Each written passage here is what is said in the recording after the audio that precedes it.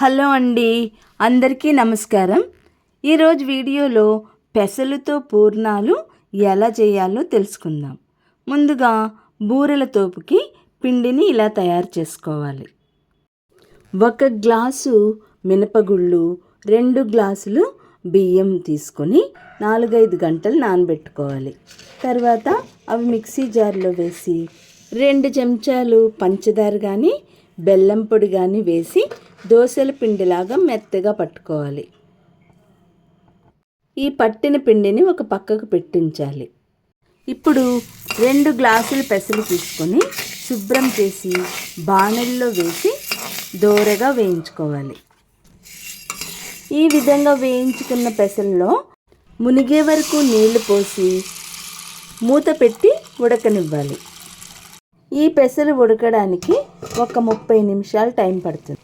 ఇలా ఉడికిన తర్వాత చల్లారిన తర్వాత మిక్సీ జార్లో వేసి ఆన్ ఆఫ్ అలా 2-3 సార్లు, దానిలోనే 2 స్పూన్ల నెయ్యి, కొంచెం కొబ్బరి తురుము వేయాలి.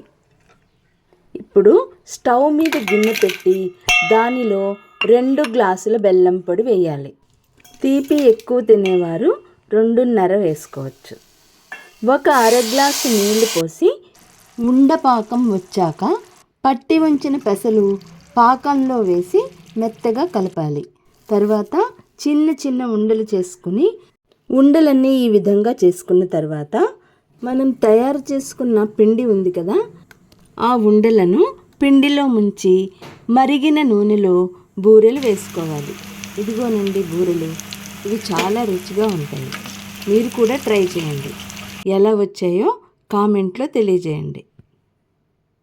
ఈ వీడియో నచ్చినట్టయితే లైక్ చేయండి, షేర్ చేయండి. మొదటిసారిగా చూసిన వాళ్ళు సబ్స్క్రైబ్ చేసుకోండి.